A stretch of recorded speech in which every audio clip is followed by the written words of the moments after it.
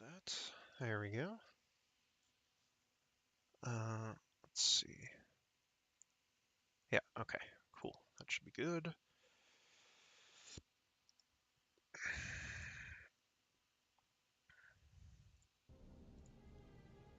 Alright, are they in the lobby yet? Looks like no.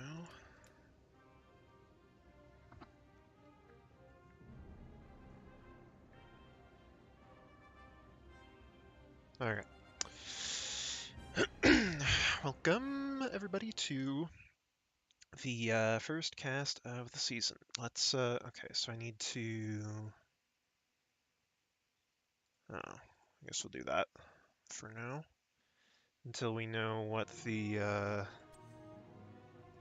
maps are.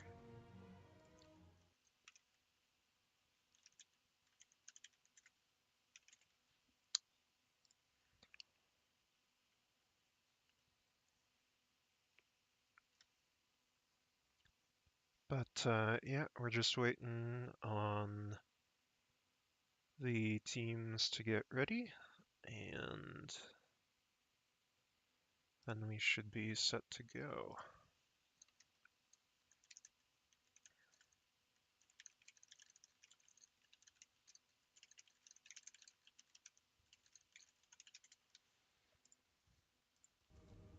Oh, there's the lobby. Wait, oh, I guess they dissolved it and remade it. Oops. The hell did that happen?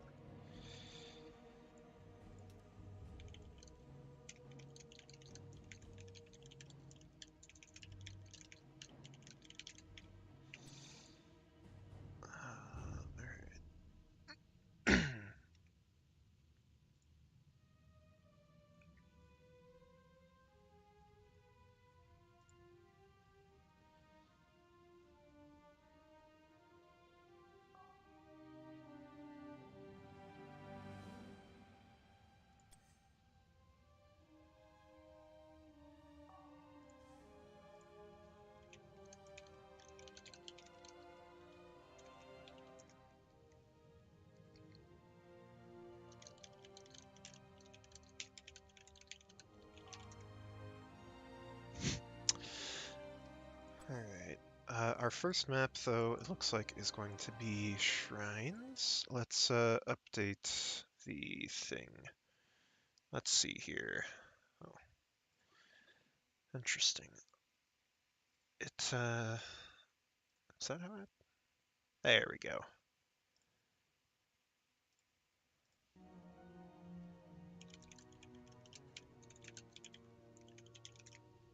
So our first map is going to be Infernal Shrines, it looks like.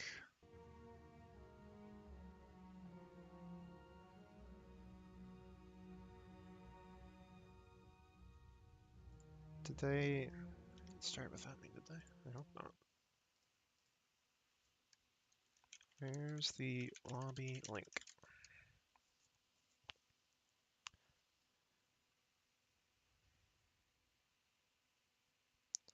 I assume that that would be BOE, Towers of Doom, Sky, and Tune.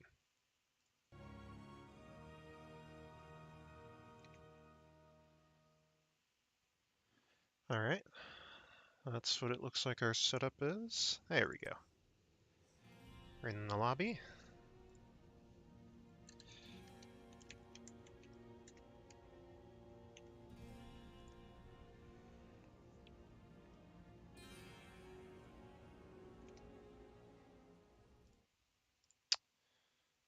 And it looks like we're good to go. Alright. Alright.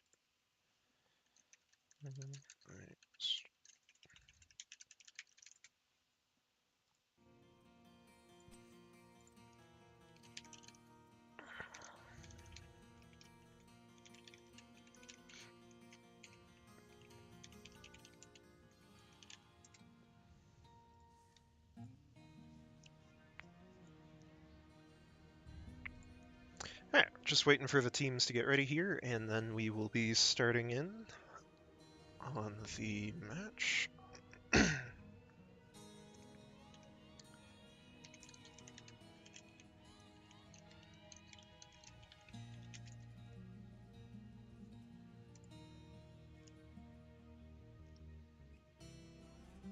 Looks like I need to swap the teams here.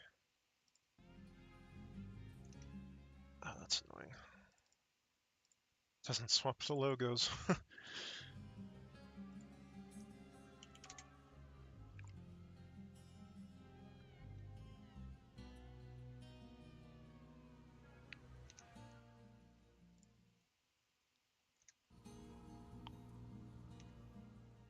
Okay, so it looks like they were Volskaya, and then... Okay, there we go. That's all set up, and then... Team... Greg picked map, it looks like. Okay. Should be starting the match in just a minute here.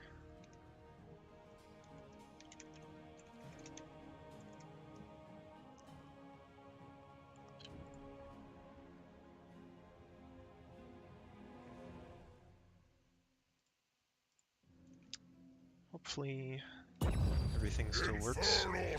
Alright, I don't remember my hotkeys here, so we're gonna have to tab out to swap between scenes, but apart from that, should be good to go. Alright, so getting into it. I've been coaching Heavy Greg for a couple weeks, so that's why I took a special interest in this game of theirs. And we shall see what kind of progress they've made. I think they're a very promising team. I think that they can go places, and I'm excited to see what they do with especially the draft here. So that is one place where I know they've been looking to improve, and we shall see if they have. Rhaegar ban, very standard. Rhaegar has been the most popular hero in the game by a country mile for the past, like, 2 patches, I think. I believe, if I recall correctly, that according to Hero's profile, he's in either picked or banned in 45% of the Storm League games, so nearly half. If you filter it down to the top levels, I'd wager that it probably goes above 50, 55, 60-ish. So, Alexstrasza ban coming out of Heavy Greg here. That's going to be a target ban, I'm assuming. And seems like they know that Brickhouse might have had some kind of plan in mind. They want to foul up. Alexstrasza is generally considered to be strongest on Infernal Shrines. That is to say, it's generally considered her best map because her Dragon Queen ability generally syncs up very well with the timing on the objective for this map. You typically always have Dragon Queen available for each shrine fight, and Dragon Queen is very, very strong for those fights, especially given that she can simultaneously heal and grab shrine minions with splash attacks. But we're also seeing a Brightwing ban and a Johanna ban. Those are a little more standard for the map. Stukov pick certainly makes sense, I would say. It's not something that we see prioritized down to the first pick very often at the higher levels, but certainly if you're confident in your team's ability to play it, it is a very valid first pick. Typically we're seeing like Assassin, ready. As we see Vala is typically a very strong priority, Genji too, and tank picks at the higher levels. So Vala and Leoric being picked by Heavy Greg here. That's a pretty strong 1-2 for the map, I'd say. It guarantees that they'll have a good ability to both fight the enemy team and to win the shrine. Especially if Leoric goes for that Neil Peasants on Our 4. world is worth fighting for. Which, in case you didn't know, when they altered Neil Peasants to make the minion damage baseline, they also altered the level 4 talent to make it work on monsters, which is what the shrine minions are considered. so you can double the damage that your Q is dealing and have its cooldown every time you hit one of the shrine shitters. Shrine, what are they called? Skeletons? Defenders? Guardians? Something like that. Shrine Guardians. Which is quite funny, given that, you know, they might be the weakest thing in the game. Because I know they do less damage than minions. You can have 15 of them slapping you at once, and they won't do any damage to you. And they're obviously very, very squishy, so they might just be the weakest singular unit in the game. Correct me if I'm wrong. Maybe Zool skeletons would be weaker. I don't know. But so then we're looking at a Tass and May pick from Brickhouse here. A little bit off standard, but certainly not a bad draft, I would say. Entirely dependent on their ability to play around the May abilities and the Tassadar wall, I'd say. If they can do that, then they have a very strong 2-3 there. Now, Kael'thas and Anduin from the other side. Kael'thas is not a bad pick for this level of play on this map. He would be one of the standard picks for this map in gold, of course, having a good ability to clear the shrine and decent teamfight ability. Anduin, always a solid pick. This realm needs me. Sonya and Li Ming out of the other side. So they have pretty strong shrine clear.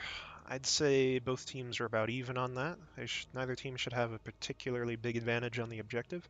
Big thing is going to be, does Greg win the draft with this last pick? I'd say the teams are pretty even right now. I think that Vala and Leoric are better picks than anything that the other side has. Sonya might be a little bit stronger. But Stitches out of the side of Heavy Greg is an interesting pick. He's, I guess he's not terrible at clearing the shrine, but he is going to be blocked by the shrine minions, I believe, on the hooks. I'm pretty sure that hook will hit shrine minions, so he will not be able to hook people on the other side of the objective, but we'll see if that comes into play or not. He is certainly a force to be reckoned with in the hands of an experienced player. He is always a threat when you don't know if the enemy team is capable of playing him. And they have a pretty good little blow-up comp there on the red side. If Stitches gets a gorge on really any of those targets, there's a pretty good chance they die. May can maybe eke it out closer to the late game, around 16-ish. She's more likely to die. But yeah, they definitely have the potential to kill just about anybody. And sorry, I've got to tab out again to do that. Prepare yourselves for battle. I don't know where my sticky note with all my hotkeys went. I'll have to find it, or make a new one. But looking at the talent picks here, Patchwork Creation, standard pick. Always a good one. Oh dear. Looks like we're having people already disconnecting. Let's hope that that doesn't continue. Yeah, off to a good start, indeed. That's right, I can't message the combatants. Probably a wise choice by Blizzard. Make it so that casters can't do that. Because we probably have to have a whole slew of rules about casters being able to message the players, if you could. Maintenance fixed everything, indeed. Indeed. But hopefully... Oh, is Sol back yet, or is she not? Looks like maybe we're good. Hopefully. Fingers crossed. Welcome back, mortal. Yep, looks like we're good. Welcome So, back, mortal. on the left-hand side of the field for Team Brickhouse, we're looking at May being played by Little Sol, Sonya being played by Ronan, Shyborgs on the Tassadar, Taters on the Li Ming, and Zesties on the Stukov. For the red side with Heavy Greg, we're going to have Randy Newman playing Vala, Chim Chim on Kael'thas, Synthesis on Stitches, Corrosive on Anduin, and Leoric being played by Sneck. As far as these level 1 picks go, Lightwell is a little bit non-standard, but that's the only thing I see. Everything else as expected. And Both teams are looking to get the lane advantage. It looks like Heavy Greg understands that they can't step up too far with the Stitches tank. If they get the big hooks, then they can try to win the fight. If they don't, then they're at something of a disadvantage there. But it looks like that's going to mean that Brickhouse gets the first wave advantage here. So they are going to have a little bit of lane priority here on the rotations, but nothing to write home about. I think that Synthesis just cast a hook that was blocked by a minion, which had found its way into the bush. That's pretty fun. And looks like Vala went for the Q build. I believe that she did that a little bit after the game started. 30 seconds maybe. But yeah, Q build Vala very safe, and it makes a lot of sense with the Stitches, right? That's going to be your highest burst damage build generally. The auto attack damage, or the auto attack build can often do more burst in the course of like 5-ish seconds, but under 5 or 4 seconds, Q build's going to be your higher burst build. It's going to be what you want for ideal hook follow-up. And yeah, both teams grabbed their siege camp. Their what is it called? I don't remember what the term for these things is. Knolls? Not knolls. It's Alterac. But there's something. Never played Diablo, can you tell? Looking at the bottom camp here, it's going to be Brickhouse getting the priority, and Greg wants to see if they can perhaps score a hook. They're going to force Brickhouse away. Gonna miss the hook. And Brickhouse is maybe gonna take that time to move up a little bit. May wants to see if she can make something happen. If Anduin's not careful, he might be the target, but she's moved out of the bush, so it's not gonna happen. Greg is moving up a lot, but May hasn't quite taken advantage of it yet. It looks like she's not really interested in killing them, she just wants to guarantee that they get the soak. For now, that is her main priority, and who can fault her? Soak is more important than kills in the early game. Each minion wave is roughly equivalent to 2 kills. And slowly over the course of the game, that gets inverted to each minion wave being roughly half a minimal kill trouble 20. But we're seeing both teams grab their bruiser camps. They're going to meet roughly in the middle of the lane, slightly towards Greg's side, I believe. And that's going to mean that it looks like they want Leoric to make sure that their camp gets pushed forward. Now Stitches is going to miss another hook onto Stukov, so they have to back up for a little bit. But as soon as they see Tassadar in the top lane, they can move forward onto this shrine if they want. Oh, Tassadar decided not to show. So Tass is coming back. It's going to be a 4v4. They want to get an aggro early start on Shrine. Reasonable choice. Short range hook onto Li Ming does scare her off. And Shrine is about even thus far, it looks like. But we're going to be seeing a lot of damage chunked into Randy Newman there. And a lot of damage chunked into May as well. So Randy Newman needs to watch his HP. And that W build from the Tassadar is proving to be very scary in the poke, which of course it always is, but yeah, Greg is needing to think about how they throw away their HP here in these fights, and where and when they're engaging.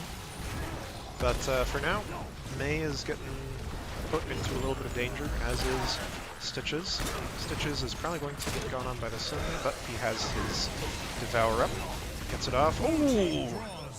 Nice little Li Ming orb, finishes off the Kael'thas. Oh, and the magic missiles right as he casts his hook. That is unlucky. Oh, another orb splashes off the tower. I don't think it would have hit Vala if that tower hadn't been there.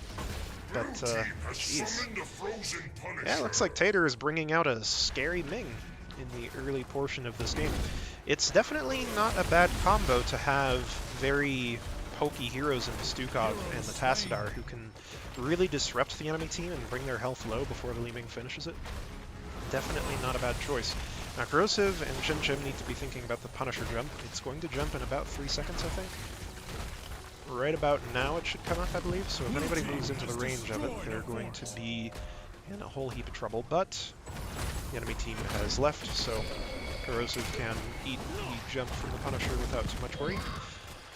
Looks like Brickhouse wants to take the middle camp, and take it they will, giving Greg the time to clear the Punisher with minimal damage to the keep wall, but gaining a macro advantage on the map. And it looks like they're going to be at a whole level and about a half lead here, which is definitely not the position you want to be in as Greg. They are closing the gap with Leoric soaking up top and grabbing some of the left-behind soak over here. So Greg isn't too far away from 10, but they need to play very carefully here. Ice Wall from May can end them at any time, and Kael'thas is going to get caught by it, not Vala. That is very nearly a dead Kael'thas, but the Anduin comes out strong. Anduin's greatest asset is the fact that he can pull people out of danger and cleanse them at the same time. And they made full use of it there. Negated 2 ults from the side of Brickhouse, more or less, although of course one of those was just Disintegrate. And ever since the devs decided to swap the cooldowns of Wave of Force and Disintegrate, you can really throw out Disintegrate whenever and just have it off cooldown. It really makes it hard for Wave of Force to compete, I think, when you're not looking at abilities like Mosh Pit that you need Wave of Force to counter. I think it's really hard to argue with the value of getting 821 damage every 20 seconds. Either way, all that aside, looks like we're going to be seeing a bit of a structured trade here. Greg wants to move in on the bottom fort, but they're a little bit late. Brickhouse is coming down from the top. They want to stop that, while Sonya moves off to the Bruiser camp. I don't think that she wins against a Leoric if he engages on her. But meanwhile, about half the wall went down in the bottom lane, and Leoric is just going to give that camp, apparently. I'm a little surprised. I guess without 13, his 1v1 potential isn't as strong, without the auto attack being the most typical thing that we see. Spectral Leech is going to make his trades very much more positive into Sonya. He doesn't quite have that power spike yet, but I still don't think that she loses against it. Either way, we're going to be seeing both Bruiser camps taken by blue team here, Team Brickhouse. And while the first camp gets cleared up without any issue, that does free Brickhouse up to look for something on the map while they wait for Greg to decide whether or not they're going to respond to that camp. I would be in favor of them chilling out in mid and seeing if they can't press the advantage into that mid fort. Of course, they would need to play carefully, as if that were the course of action that they went with, likely Greg would only rotate one person up to deal with the Bruiser camp. And they would still have 4 people defending, but it looks like they're going to maybe move in on this anyways. They don't have Archon, so not super scary siege potential, but they still have quite enough. And oh, that's going to be a gorge onto the Tassadar. I don't know what's going to come out of it. One person gets ice walled. Tassadar has his stealth, so he's going to be able to get out. But May is in a good bit of trouble. Oh, if that hook, but it doesn't even need to land. Oh my god, what a hook! The hook didn't even need to land on May. It landed on exactly the right target, because it turns out that the healing over time from Stukov was just slightly too slow to contend with the living bomb. And suddenly that's a 1 for... Oh, but Stitches steps too far up! And see, that's going to be double disintegrates because of his mistake onto the Vala. That's going to be a ton of damage just directed straight into her. And a lesson has been learned by Greg. You can't be too aggressive into Li Ming. You need to watch her hit points, you need to watch her spells, or she will just suddenly turn the fight around very rapidly. Because as we all know, Li Ming is a very scary hero when played right. Let me just check on that right there. Alright, good. But we're seeing all the heroes from Heavy Greg coming up right about now, so they... looks like they're going to be a little too late to contest this shrine, but they might be able to get a kill or two out of it. All of their abilities are back up, but Kael'thas is stuck in the bottom lane contending with catapults. Now Sonya's also on the camp, but they don't know that for sure, so they don't really have the liberty to engage there. So, Brickhouse is going to get this Punisher without any trouble, without any heroes under threat. And they're going to try to go for an Ice Wall on Greg that's going to miss, but that's not a big deal for them. Ice Wall is a short cooldown, and they still have a Punisher pushing. Any jump the Punisher makes automatically has the potential to be followed up on, and indeed you see that Even though Snick had his unstoppable there, he still lost half his health. Oh, oh, but the hook just barely can't get Stukov through the wall. As we know, of course, hook can move people through terrain that's in the game, but it can't move people through your structures. He does get another hook onto the Tassadar here, but Tassadar again has his stealth available to get out. Now that's a nice route onto the Stukov. He has his ult, but it gets stunned out by the Kael'thas, and a perfectly timed Entomb comes in to finish him off. Now the Light Bomb is going to help him get Mei. I think she has her slide up, but slightly too late. They had just enough CC to pull Mei down what? with Stukov. Just enough CC to pull Mei down along with Stukov. And that's going to leave them in a fairly healthy position. They have the time to catch up on Soap now. They are going to be a full level behind into 16 talents, but Brickhouse can't really take advantage of that for the next 20 or 30 seconds. So the hook nearly makes it onto Tassadar again, but not quite. The hooks are definitely starting to heat up. Now that we have the fish hook on 13, Stitches is, or extended hook rather, Stitches is going to be a much bigger threat. And of course Kael'thas is going to get his big power spikes, as is Vala, with first the Ignite and then the Flamethrower. One would hope anyways. Kael'thas is going to start to be a force to be reckoned with in the late game.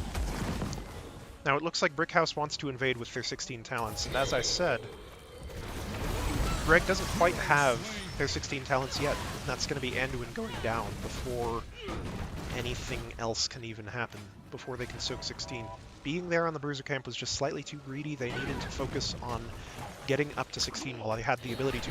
Now Stukov is going to be gorged, and Stitches isn't quite able to get out, unfortunately.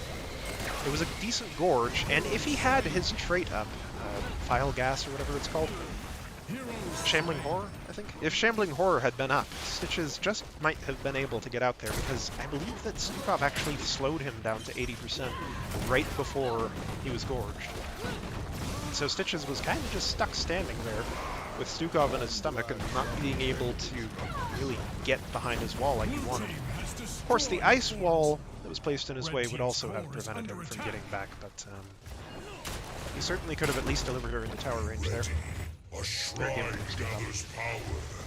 But that's going to be the top keep falling for red team.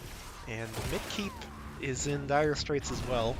The wall entirely down. Bottom keep also has its wall down, while the walls on the side of Brickhouse are mostly still intact. So Brickhouse currently has a 4-structure lead over Heavy Greg. But objective on this map is very powerful, and in one fell swoop, Greg definitely has the potential to go through both fort and keep. Core if they're lucky, but more likely than not they get stopped before they get to core, should they win this Punisher. But we're seeing the camp the map being painted blue more or less at the moment, and Brickhouse just wants to claim another keep. They understand that if they rally on their defense, they can lose this Punisher and still retain their top keep. But that doesn't mean that they don't also have the ability to go and grab another keep themselves. Not a bad choice. I think that they maybe could have... I think they would have had the advantage in that fight by a small margin, because it would be their last fight before the enemy team reaches 1, likely. But you can't argue with the results. They claimed 1.5 keeps, and Greg has almost nothing.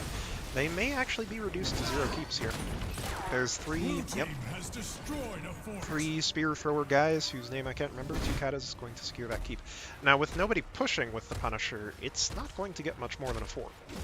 And I don't believe that Greg really has the time to get over there and push with it. So that leaves them in a pretty poor macro state. They're going to be all 6 structures down, and they're also going to be 2 levels behind as this game nears level 20.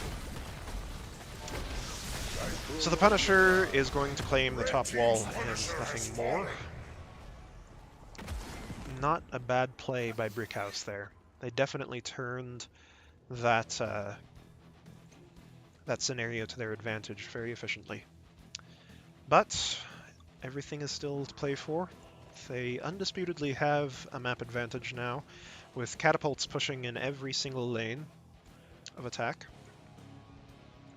but Greg still has time. I still have time before the last objective to soak level 20. And that could be the difference, again, with that Farflight or Caltrops coming online, either Ice talent, Wall or coming Acrobat, I up. guess it's called. But Ice Wall is going to catch Stitches out. I don't believe that he's going to go down right away, but his team is still in trouble, and he is now close to half dead. But he's going to get healed up fairly quickly, especially with that Pastor Creation talent. If he can get a good hook here, there's still a chance for them to win this fight, especially now that Ice Wall has been used. Granted, so has Entomb, but I would argue that Ice Wall before level 20 is going to be the more powerful ult. Now, Stitches is going to miss a hook onto the Sonya there, so not quite able to get this fight going to his advantage, and Kael'thas is going to be caught out. Kael'thas goes down without so much as a peep. Now, can Brickhouse push to the end here? And again, Zesty gets caught on a structure. Looks like Brickhouse has 5 catapults shelling the floor, so there's not much hope for Greg to defend at this point. Yeah. And game number 1 goes over to Brickhouse. GG. So, it felt like the comp of Brickhouse was a little bit more thought out in terms of each individual player's strength there. The Sonya didn't do anything flashy, but she definitely felt like she was adding impact all over the map at a slightly faster rate than Leoric, I'd say. And similarly for the Mei, but the Li Ming and the Stukov, and the Tassadar really, were all very, very strong in this match. The Li Ming especially, of course, with 7 kills, 0 deaths, 44k damage. Very impressive performance by Tater there. But it definitely felt like they had planned out their strategy pretty well ahead of time. So let me update the score here. It's going to be Brickhouse winning the first map. And in terms of talents, Li Ming went the full Greed build. No Calamity, Glass Cannon, and Temporal Flux as well. So not quite the Papega Orb build with, what is it, whatever the Orb talent on 16 is called, I don't remember. But yeah, still greedy with the Glass Cannon there, decreasing her max health by 15%. But she, I believe, had several kills in that game where she was just a hair's breadth away from not being able to clinch it. So it definitely worked out for her in that game. And it felt like Mei was definitely kind of a force that Heavy Greg couldn't really get past. The ice walls and the blizzards really, really disrupted Heavy Greg's general flow. And while they did have a comp that on paper can do what it sets out to do very well, with the Stitches hook being followed by a Kael'thas stun, being followed by a Rain of Vengeance, and so on and so forth, it still felt like the comp of Brickhouse was something that they were ready to do. They were ready to follow every ice wall with a Li Ming combo. They were ready to follow every Tassadar wall with a Li Ming combo. And Stukov was there the entire time to control the general flow of the fight. Every time that somebody got hooked, he was almost always there with the flailing swipe. Every time, almost always. Almost every time somebody got hooked, he was there with the flailing swipe to keep the enemy team away. And even when he didn't have flailing swipe, I believe that there were a couple of times where he awaited Pustule on Stitches that kept him from moving away. So it definitely felt like they had control of that game. Now, I think that Heavy Greg showed, especially in some of the fights that happened in the middle there, that they have the ability to win these fights. They have the ability to pull together in the face of a superior map position. And they just didn't quite have the proper engagements, really. When Leoric was allowed to engage with Entomb, there were a couple of times where that really clinched the fight in their favor. When Anduin helped to engage with the Chastise or the Light Bomb, that also felt like it was pushing fights in their favor, but the Stitches didn't have as many good hooks as you'd like to see. He had a couple of really strong ones. He had a couple that won 1 or 2 fights, but he did not land enough long-range hooks to make the pick worth it in my eyes. So we shall have to see what they choose to go with in the next game. Honestly, with a little bit of work, I think that that comp could work very well. I think that they could have easily won that game if they were just a little bit more prepared to pull off what it was they were trying to do. But it looks like our next map is going to be Garden of Terror. And we will hop into that in just a second. Let me swap back over to here.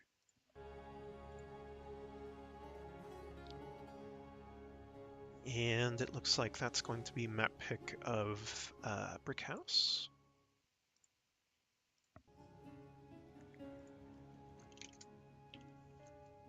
So we'll just need a minute to get the last member of Heavy Greg into the game. But as soon as that's set, we should be pretty much good to go here. Swap me out, baby.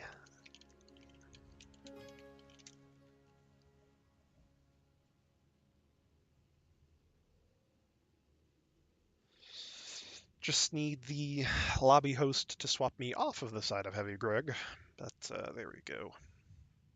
Not going to be playing for Heavy Greg tonight, I'm afraid. That is going to be saved for another time.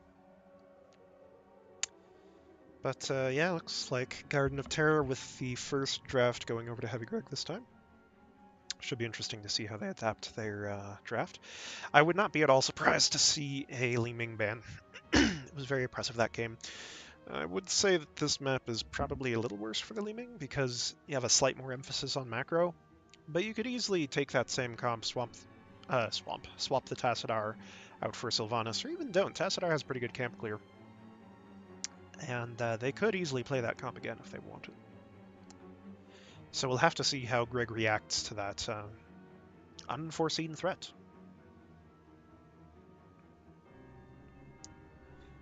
So we're just waiting for the game to start here. Yeah, I think that the Li Ming ban is the likeliest one we see. Stukov ban might not be terrible either. It's like I said, it really felt like he was controlling the flow of that game. The cadence that the fights were going were largely directed or moderated by Stukov and the main gauges. So if Greg can just put enough disruption into the other side's ability to start the fights that they want, I could definitely see that working in their favor. If they're able to out-macro the enemy team this time, get a better presence on the map, I could see that working in their favor. Something that I didn't mention in that game, but that is definitely a factor, is that Stitches does, it's a known fact, get weaker the more, the fewer structures he has. The more structures on his side of the map that are destroyed, the harder it is for him to land gorges that lead to guaranteed kills. Because when you have all your forts up, you have 3 gates to hide behind, or, well, not necessarily 3 gates, but you have 3 forts that you can cart people over to, that the enemy team can't really dive under, and that the enemy team is going to have a difficult time extricating their person in distress from. But with more structures on the side of their map this time, that would certainly lend them an advantage. Looks like we're starting the draft here. Just a second. There we go. And Garden of Terror. we'll see what the plan is from the side of Heavy Greg to pull this back. Pull back the momentum and win their first series. I'm rooting for them. Hard to not root for an underdog. I have a habit of doing it, but I'm also coaching them, so both factors lead me to root for them. And what'll the first ban be? I would definitely say Alexstrasza isn't as strong on this map, naturally. The objective is not something that she has Dragon Queen for every time.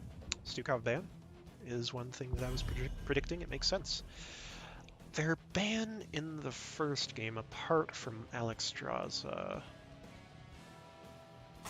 I'm not sure that I remember. I believe that they banned Johanna in the 3rd round, but it might have been a Johanna ban second. Or it might have been Brickhouse who banned it. But either way, I guess we'll see when they ban here. If they go for the same thing as they did in the first game, or if they go for Li Ming, and they go for Vala. Interesting. Now they could go for a Leeming early pick, if they feel confident in that. Or they could just try to play around her. An Anubarak might not be bad. He does, it can be argued, get countered by Leeming, but I would contend that only occurs at the higher levels of play, where the focus is generally shifted away from his basic abilities and onto Cocoon. Victory for the Forsaken. But we're seeing Sylvanas taken here. Now I don't know, again, since this is a bit more of a macro map, and the Sylvanas pick certainly makes sense, I don't know if Leeming is going to be taken by the side of Brickhouse. It could be that they have another equally powerful assassin that they're ready to bring out. But the colors on the top of my screen are totally messed up. I shall do what I... They are going to go with Alexstrasza and Stitches as well, so it would seem that, well, Stitches was the last pick for Heavy Greg. I was going to say it might have been a counter, or a steal, but he was the last pick, so they couldn't have been stealing it, if I recall correctly anyways. But Alexstrasza into Stitches, I wouldn't call that a great one to, but if those are two heroes that they're very strong on, then I could see it being worth doing. Especially given that Heavy Greg saw fit to ban it in the first map. Greymane and Leoric for the side of Greg, so they are definitely going towards the macro this time, as predicted. The Anubarak ban does make me wonder if they are going through the same thought process I was, and thinking that playing Leeming into him isn't going to be the greatest amount of fun. Because even if she does counter Cocoon, Anubarak makes life annoying for her. And he can eat orbs all day, for the most part. I mean, there's going to be a limit, but he can take several orbs if he goes with the Carapace build without trouble. Tassadar ban from the side of Greg, I would say does make sense partially. I think I still would prefer the Leeming ban, but Tassadar, as mentioned, does have a stronger macro. And they're going with Mephisto, which is the other thing I was thinking. Ready for duty. The Anubarak ban makes sense for the Mephisto pick. Now Zarya with him is very interesting, because they could just be going for a Mephisto hypercarry with the Alexstrasza globes. Because that is, I'd say that's viable here. And if Zarya can just give the little extra bit of HP that he needs to stay alive, it could definitely work in their favor. But they're sacrificing a lot of macro to make this work. They're sacrificing a lot of camp creep here. I will fight to my last Mal'Ganis breath. pick is something that I think I do like. I do like the Mal'Ganis pick. Being up in Mephisto's face is something that he really doesn't like. And the big thing that counters Mal'Ganis, which is typically stuns and roots and slows to keep him from engaging. I mean, they do have the Skull Missile slow, I suppose, and the Alexstrasza Flame Buffet slow, but he's still going to have a fairly easy time engaging, especially if he chooses to eat the hook, which he could always do. Overall, I think that I like Greg's comp a little bit better, but it's kind of hard to say, because, I mean, Garden of Terror, while being a macro map, is also the type of map that reaches level 20 almost every time. And if you can reach level 20 on Mephisto, you become like 5 times stronger. Like, his 20 spike is insane, so they definitely have the potential here to really play this to their favor if they can just draw out these fights for long periods of time, keep the enemy team from gathering a seed for like 2 minutes. They have the potential to scale really, really well here. But they're going to be, likely, hemorrhaging camps all throughout the map. So it should be interesting to see how each team plays this. I'm not really sure who has the advantage. I could see either of these comps working. But introducing our teams here. For the side of Brickhouse, we're going to be having... Is it Brickhouse? Yeah, Brickhouse.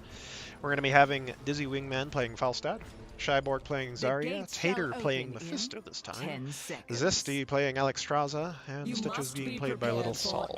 5, On the side of Heavy Greg, 3, Chim 2, Chim is going to be playing the Mal'Ganis, Synthesis on Greymane, Corrosive on Rhaegar, Sneck is going to be on Leoric again, and Granny Newman playing Sylvanas this time. So, heading into the map. Looks like it's going to be W build from Mephisto, Q build from Falstad. The globes on one, I believe that is. Yeah, for Zarya, which is interesting. That makes sense, given that we, as expected, have globes on Alexstrasza. I like Mal'Ganis waiting until they've used their buttons to do anything, but I would have liked them to jump in after Mephisto was done. Either way. Again, the lane prio is going to go to the side of Brickhouse. Heavy Greg is going to be a little bit behind in their wave clear. But it shouldn't be that big of a deal considering that any one of these heroes can clear a wave pretty well. Mal'Ganis will be a little bit slower, but he's faster than most tanks. Faster than Stitches, for sure. So they can very easily grab camps without losing any soak here, which is going to be something that's going to take a bit more of an effort from the side of Brickhouse, because it's going to be hard for them to grab camps without rotating at least 2 people onto them. And when they do that, that's going to leave a big ol' window for Heavy Greg to grab soak that they aren't allowed to get. And indeed, Zesty and Sol are going to rotate out of here before the bottom wave is entirely cleared. So that's already going to be some XP that they're missing, and we're seeing Heavy Greg pull ahead a little bit.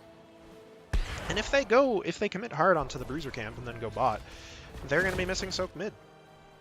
So we are definitely seeing the macro advantage going towards the side of Heavy Greg, as expected.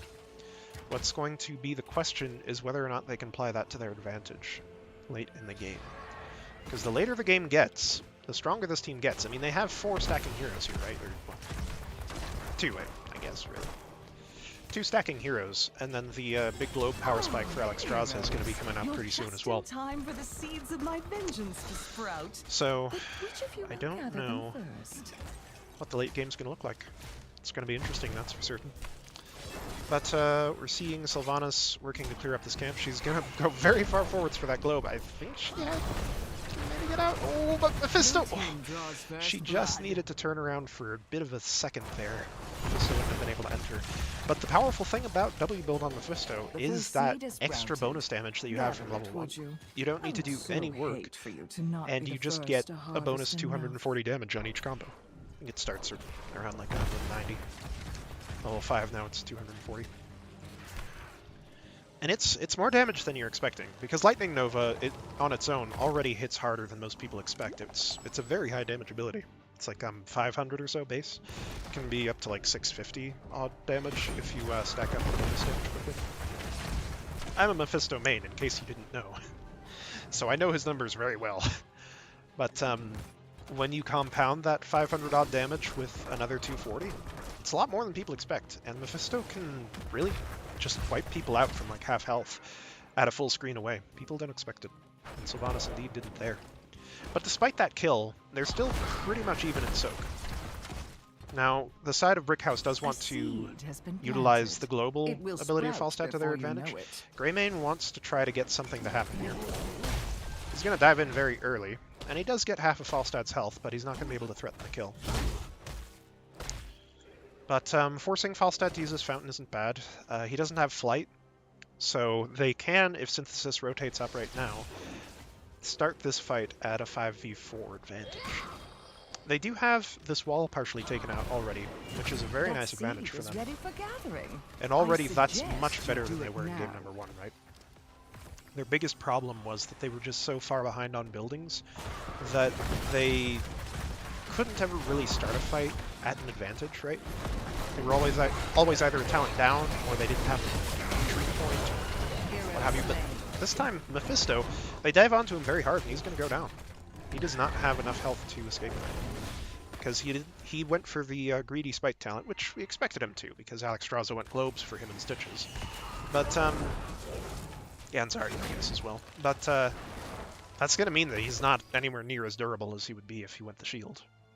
So he's going to be susceptible to those kinds of dives. And, you know, I think I would really like to see Bloodlust here out of the side of Heavy Greg. Because like I said, Mephisto doesn't like people getting near to him. And if they can just kind of overwhelm him, they stand a pretty good chance of wiping him out and dealing with the primary damage dealer in Brickhouse before these fights really even have a chance to start. I trust you know what So if that's the strategy they go for, I'm a big fan of it.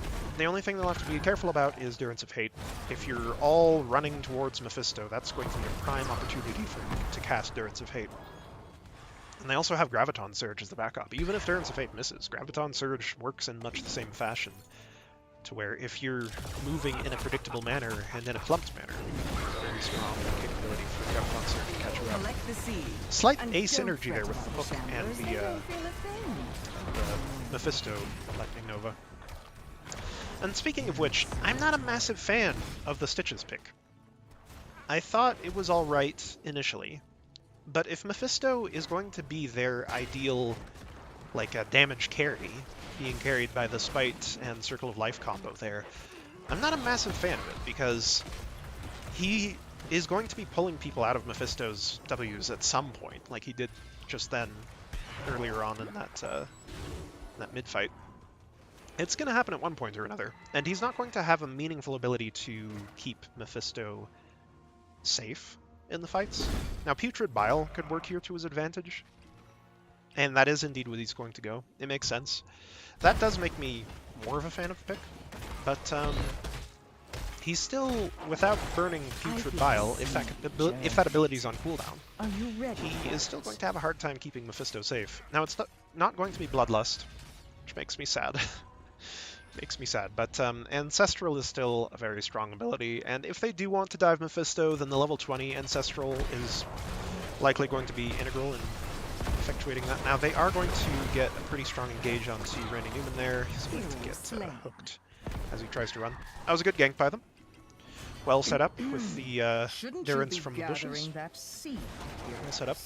I believe that they should be able to get to this objective in time, no trouble. If Falstad dies for it, that would be much worse for him, but he didn't. And it is going to be Expulsion, so not Graviton Surge.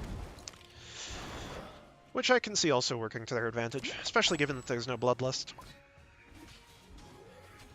Expulsion Zone can help make up for that lack of heal that I mentioned out of Stitches. If Bile is down and he doesn't have any ability to keep Mephisto safe, Expulsion Zone can definitely work to make that happen, especially given how low the cooldown it is. It makes a lot of sense. So, as we move into the mid-game here, looks like both teams are going to be drawing even on, on objective, on seeds. And I believe that they are about going to kill these forts at the same time. If Falstad died there, it would be pretty bad. Again. But, A seed is sprouting. we're going to be seeing fort for fort, and Heavy Greg is still ahead in structure value, so they are by no means behind in this game. They still have the XP lead, they still have the structure lead. It's going to get dicey as the side of Brickhouse gets closer and closer to those endgame talents, but if Heavy Greg keeps up the pressure that they've been mounting across the course of this game, they definitely can maintain an advantage here. Stitches is going to be by himself. Nobody is really near enough to follow up on that, but Mal'Ganis is going to be in a fair amount of trouble. Both Ancestral and Carrion Swarm are going to be popped there to save him. But this isn't necessarily a fight that favors the side of Brickhouse just yet. Mal'Ganis going down means that they are in a much better position. And Mephisto is, as the fight goes on, going to get more and more globes from Alexstrasza. So they do end up clearing out Greg from this fight. But there's still a siege camp pushing in bot, so Greg still has that going to their advantage. The bottom Garden Terror is likely not really going to be a factor in this objective, especially because there's a catapult pushing in here. The catapult's probably going to do half that thing's damage before it's able to really accomplish anything. But the middle Garden Terror, that's not the story. They are going to be pushing in hard on mid, and it's going to be going down pretty fast. Top fort is obviously no longer an issue, so they're going to lose one fort from this objective. The question is whether or not Brickhouse is able to secure bottom fort. It looks like Greg isn't going to rotate fast enough to keep that from happening, which is unfortunate, but they still are in a fairly decent position. Much weaker than before, but they're poised to get an objective that is scaled harder, with farther in the game minute advantage than the side of Brickhouse. And it looks like Falstad is likely going to go down here. I don't believe that there's any way that he can get out of this anymore. Not with Mal'Ganis making it to it. So Brickhouse loses Falstad, but they're pushing in on the bottom keep. And they did manage to keep the Terror alive, so it's going to do a little bit here. Greg isn't responding to this very fast, and Mephisto's going to take down that wall pretty quick with the W build. But it looks like the wall is all they're going to go for. They do not want to risk anything further, which makes sense. So, as I was saying, Greg is poised to get an objective stronger than that one with their 2 seeds. My army grows. The question is just whether or not they can win the fight, because that fight is likely going to happen post-16, which is going to put several power spikes online for the side of Brickhouse. A couple of power spikes online for Heavy Greg as well. Leoric's going to get Mithril Mace at that point, which is going to bring his whole build together. And Sylvanas is going to be much harder to kill or to gust out. But it's still going to be dicey once Mephisto and Alex Draws Zarya get their talents. We're going to be seeing Greymane with the Endurance landing on him, and that's going to be him going down. And the side of Heavy Greg can't really back up very quickly here. I don't know if Mal'Ganis is going to get out of this or not. It looks like with the Blood Rush from 13 he has enough speed to do it. But that's still 2 people going down for the side of Heavy Greg. They do have a decent macro going on here with the Siege Giant pushing there. It's going to be deafening. But that top fort is nearly dead. But at the same time, they're losing half of their keep's health in the bottom lane. And that's going to be rough for them going forwards. Because the beginning of the end in Game 1 was when the map was opened to the point where Brickhouse could really just start going after the keeps of Heavy Greg and just ending them. It looks like Greg might just be giving this seed up, which I can't say I really fault them for. The next seed should happen before 20, I'm pretty sure. There's my precious. Which is really the main thing that I'm concerned about, is how they're going to be, how easy they're going to find it to win the fights post 20. So if they can grab the next seed after 20, or before 20 rather, they still can definitely turn this game around, and taking the time to sort the map out and tilt it in their advantage is not necessarily a bad idea. So we're going to be seeing the map coming close to equalizing. Nothing really too interesting happening. Looks like Greg is going to see this rotation onto the bottom lane. If they were to flank here, they could maybe do something with it, but it looks like they don't want to take that chance. Now, the thing is here is that they kind of need to start taking fights before this game just ends, right? Because the longer that this goes on, the more these catapults in 3 lanes are going to keep pushing up, and the harder it's going to be for them to choose fights on their own terms. So they do need to start fighting sooner or later. With Mephisto teleporting forward like that, if Mal'Ganis gets asleep on him, they might be able to do something with it. The Durance is just going to land onto Mal'Ganis, who immediately stasises, and Stitches is going to be in a fair amount of trouble here. So we could see this fight going in either direction. Now the Gust is pretty big, it pushes a lot of people out. Falstad drops low, but the Lifebinder is there to save him. And Greymane, in turn for going that, after going for that kill, is going to die in turn. But there's going to be 2 heroes dying on the side of Heavy Greg, and Brickhouse pushes in to kill the fort, or to keep. So, oh, that was a really bad hook. Rhaegar is not going to get out of that alive. Mal'Ganis is going to attempt to buy time for him, but this game is in dire straits now. They need Sylvanas to kill people very quickly right now in order to save the core. If she can't manage that, the core is going to fall. I didn't notice this earlier, but Mephisto went with Hysteria, which I do like with the Alex Draws Globes. I feel like that's one of the only viable scenarios for that talent, where you don't really need Shard of Fate or Void Skull. But all that aside, the Durances there were some really big ones this game, and the hooks were also fairly big as well. It looks like that's going to be map number 2 and indeed the series going over to the side of Brickhouse. Red team GG. So, exciting series. I think it was a little closer than it seemed, but Brickhouse definitely had the advantage there. It seemed like they were a little bit more prepared with strategies that they were ready to execute there. because both of their comps in each of those two games did feel kind of like they had a specific sort of playstyle going for them. You know, Tassadar, Stukov poke the enemy down, Leeming executes them, and then Mephisto goes in, does some shit. He does a lot of damage, and Alexstrasza gives him a globe to fuel him up, and then Stitches keeps him safe with the Putrid Bile. And then the expulsion zone is there as a last-ditch effort, or last-ditch resort, as well as a potential engage. It felt like they were ready to do each of those combos, more so than Greg was ready to do their combos. But I would say that the drafts were fairly even in each of these games. I think that either team could easily have won depending on how the play within the game went. It just turned out that Brickhouse was a little bit more ready to execute on what they were planning than Greg was.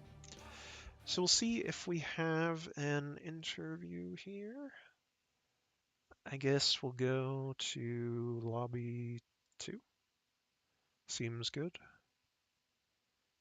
And we'll say out here, I guess.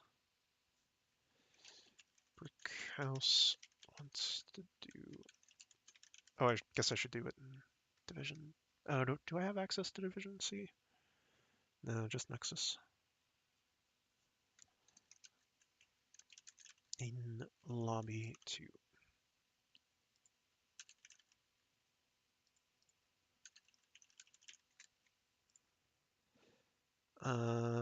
So while we wait to see if anybody's going to come in for an interview with us, I will go over stats here. Unsurprisingly, Mephisto is going to be top damage there, but Sylvanas did come pretty close to matching him, which definitely means that the game wasn't as far apart as the first one, I believe. That game did feel like there was a little bit more of a chance for the side of Greg to win. They just kind of didn't pull together quite as well in the late game as they needed to, which is unfortunate, but definitely something that they can fix. Where on the side of Brickhouse, the question... Hello. Oh, hello. There's somebody. Hey. Who do we have? Dizzy Wingman. Hello, how you doing? Doing all right. So you were Falstad in game number 2, and you would have been the other assassin in game 1, Tassadar? Or were you the So other? I actually was not in the first game. Ah, you weren't in the first game. Okay. Trying to confuse you even more. Thank you. I appreciate that. Got to keep me on my toes. For sure. So how did you feel about that series? Or, well, Yeah, the game that you were in. Yeah, it was good. Not everybody seemed to do all right. Yeah, we'd never gotten the chance to play Greg before, so we weren't sure how it was gonna go. But they were some really fun matches. Yeah, definitely nothing too run-of-the-mill in either of those matches. Some interesting picks in both games, I'd say. Yeah, for sure. Do you, were you present in, like, the voice chat for game number 1? Were you watching the draft or anything? So I was just watching off of your stream. Okay. Any insights on the draft for game 1 then? I don't think so. I would say it's kind of a typical team that we like to pick kind of for that map. You have kind of some people that are good at objective and some other people that can shell from a bit more of a distance. Mm-hmm. That makes sense. It definitely felt like something you were comfortable with. Well, your team. Definitely felt like a strategy that your team was comfortable executing. Yeah, no, for sure. Leeming was pretty scary. So then, what was the idea going into game number 2? Did you have anything that you wanted to adapt after seeing how Heavy Greg played? Did you have a plan in mind already, or? I guess we kind of just wanted to see if we could play on a bit of a slower map, which kind of almost ended up not working to our favor because they were really good with the Sylvanas push. But that was our goal for the second map. Mm-hmm. I see. Yeah. Is the Alexstrasza Mephisto combo something that you're a big fan of then, or? It is sometimes. I think we've been liking the Alexstrasza, but we're still trying to figure out the best way to work her in. But yeah, this one seemed to work out all right. Yeah, they did ban it in game number 1. But yeah, as a Mephisto aficionado, I can definitely tell you that you guys executed on the strategy pretty well in that game, and I like the adaptation into Hysteria, or adaptation into Hysteria. I think it's hard to pick Hysteria when you don't have a shit ton of globes coming in, but when you have the Alexstrasza providing them, it makes a lot of sense. Yeah, no, our Mephisto player loves to get those globes for sure. Yeah, I can empathize. So, what was the idea with the Falstad pick? Were you just trying to get all the odds and ends around the map that you could? Were you thinking that the gusts would be a big factor, or? Yeah, the Gus didn't really end up doing too much, but I actually like to play Falstad against Leoric, so that I would say was really my main thought process there. Makes sense. Makes sense. Definitely can be a counter pick in the right hands. But yeah. What else? What else? What else? So you guys haven't played on Garden of Terror that much then? No, I don't think we've gotten many games on Garden of Terror. Mm-hmm. But yeah, I think we kind of just chose it just to slow things down a little bit. It's a larger map, and that's what we wanted to try.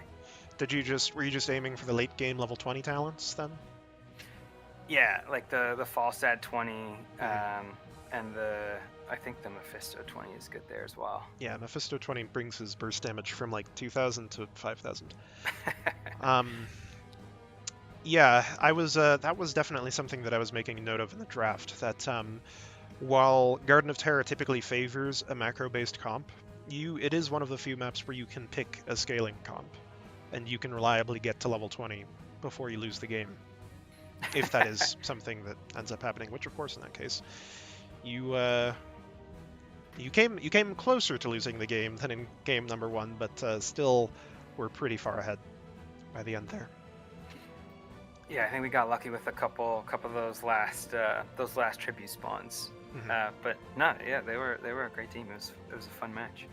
One thing that I am curious about is, what was the idea with the Stitches pick? Was that just aiming for Putrid Bile, or did you want to deny him, or something like that?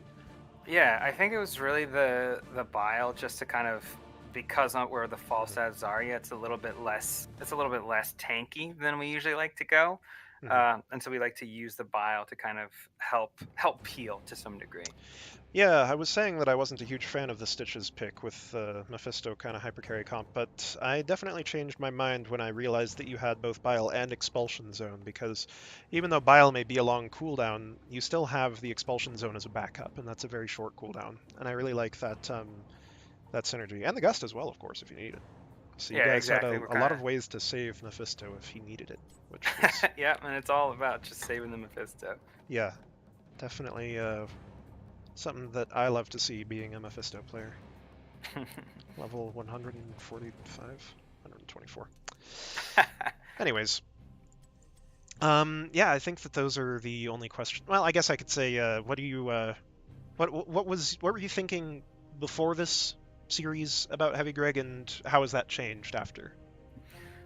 Well, so because we never played them, we weren't really thinking much about them. Just because we've never seen any of their matches before. I think we tried to just start off the season with some of our comfort picks and just stick to what we know. Makes sense. Well, yeah, I think that's all I have to ask you. Are there any shoutouts you'd like to make, or anything of that sort? Yeah, so big shout out to you. Thank you so much for casting the game. You casters are what a big part of what makes this fun. And big shout out to Heavy Greg. This week was tough to schedule because just some scheduling delays, and they were really good at working with us and making sure that we were able to get this game in. And then actually another thing that we like to just kind of shout out as a team is just a general shout out to mental health. There's a lot of people struggling with mental health, and it's just good to know that there are people out there that can give you assistance if you need. I actually don't have the phone number on hand, but yeah, if you are struggling in these crazy times that we're in right now, get some help, because we're all here for you. Excellent. Yeah, I can second that. Definitely, I've had a few mental health problems in the past, and having a being in communities wherein it's not a taboo issue or anything, it's something that you can openly talk about is a big help when you're struggling. So, Yeah, absolutely. No, totally. We totally agree. Thank you. yeah. All right, well, then I think that's all that I have for you. I'm not, it's, I appreciate you calling me a caster, even though I've only casted like 5 games ever, but yeah, Hey, you're casting the games. The game that I watched, I thought you were great. Keep it up, and hopefully we'll get to see more of you this season. yeah. Thanks for your support. Yeah, thanks so much. Have a good one. You too. All right, bye. See ya. All right, so yeah, an exciting series to be sure. Definitely wasn't 100% one-sided. There were fights where each team could have won. There were fights where each team did win. And I look forward to seeing how these teams improve throughout the season. The side of Brickhouse definitely feels like a not quite fitting the mold kind of team, and they do their own thing. They do what works best for them, and I can really get behind that. That's definitely what my team has been going for. But Greg feels like they're a team that can face the odds. They can come into a disadvantaged position and still keep fighting. And both of those are traits that you love to see when you're watching or casting an NGS match. But yeah, for now, congratulations on Brickhouse for dominating their opening match of the season, their inaugural match of Division C East. And yeah, I will likely cast at least a couple more Heavy Greg matches because I want to see their progress as I go through the season. But I might choose to cast some of the Brickhouse matches too. I don't know. I did have a bit of a love-hate relationship with casting in the past, so I don't know how many I'll cast. We'll have to see. But you can also watch my team playing each week. We're doing a match tomorrow, I believe, at 9:30 Mountain Time, 8:30 Pacific, and what would that be? 11:30 Eastern. So if you're wanting to watch some Nexus Division gameplay, we will be doing that. And we'll be doing one of our last Nexomania matches this Thursday. It might be the last one, I'm not entirely sure. But yeah, whenever I see you next, or until whenever I see you next, good luck, have fun, and GG's.